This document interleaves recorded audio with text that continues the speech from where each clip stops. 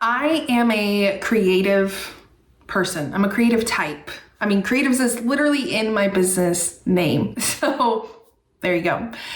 I was never meant to be an accountant, a data analyst, anything like that. I need a creative outlet all the time.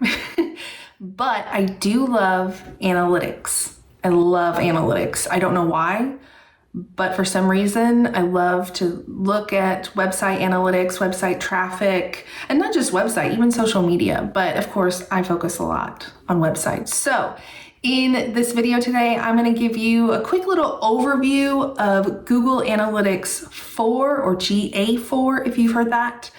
I'm not going to be showing you how to install it, switch over. This is not a tutorial. This is just a quick overview for beginners who want to kind of get into looking at their analytics. If you're new here, my name's Jess, and this channel is all about helping you create a more smooth and profitable online business. And today we're going to talk about analytics. I love looking at analytics in relation to my business in terms of what content is working, what marketing channels are working. So that's why I want to help you kind of figure out what to look at in your analytics, even if you haven't ever looked at your analytics before. So first, if you have not heard about this new GA4, previously we have all been on Universal Analytics, and now there is a GA4. It's a new analytics platform that Google has rolled out. It will be in full effect in July of 2023.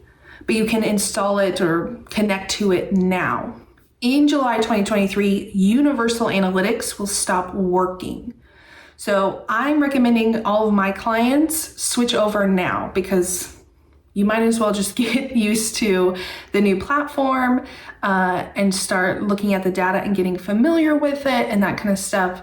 Because again, once July 2023 hits, I think it's a particular day in July, the old data will stop being processed. Like Universal Analytics will stop tracking people on your website. You can still access that data, but you're gonna have to reconnect and restart. So there's been a few changes in GA4. Again, this is a high level overview. I'm not gonna go through each individual tab because that is probably gonna overwhelm you. If you're wanting an in-depth video, this is not the video for you. But one of the big things that has changed in GA4 is we are now looking at users and events and not sessions. Everything in Universal Analytics was sessions, like page sessions and length of sessions and that kind of thing. Now we're on users and events. So each interaction, each thing that someone does on your website is an event. So each time they click, go to a new page, etc., that is an event. So when you go to your analytics dashboard, you will see a snapshot, a little bit of everything in terms of your data. Then under that, you'll see real time, and this gives you information that is real time on your site. So this can be helpful to look at if you are opening the cart to a new offer, if you have a product launch, if you just released a YouTube video and you want to see the traffic to your site or something like that, you can watch it in real time.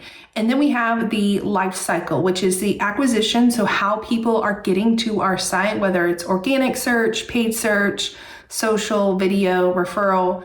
And then you have the engagement, which is what people are doing on your site.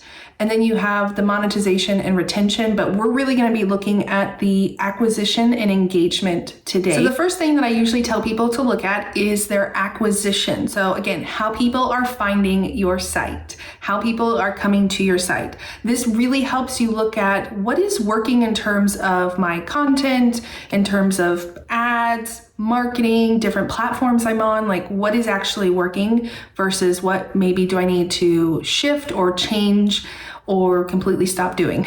So you'll see this box and it tells you how many visitors you're getting through search, video, social, etc. And you can just compare that to your own marketing activities. Are you really focusing on SEO and not seeing that reflected in your reach?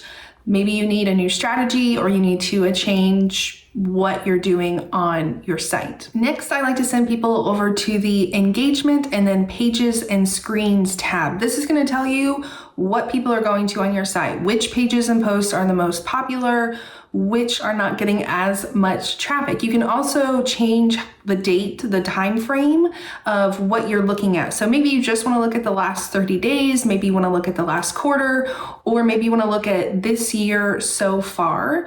It can also be helpful. I love to do this at the end of the year and look at the full year and see which pages and posts over the last year got the most traffic, which ones didn't. This can be really eye-opening in terms of SEO, but also which content are people more interested in and which content are people less interested in. And that can help me come up with more content for the next year. And then the last thing I want to show you is the Explore tab that shows you explorations or graphs basically of your content. And this can be really cool to look at. I especially love the path exploration because it shows you where people are clicking, and you can see like they go to this blog post and then this page and then this page, and it can really be an eye-opening experience to see how people are actually moving through your website. So you're going to go to the Explore tab and then Path Exploration. Then you will see the tabs and the options on the left-hand side and the graph on the right-hand side.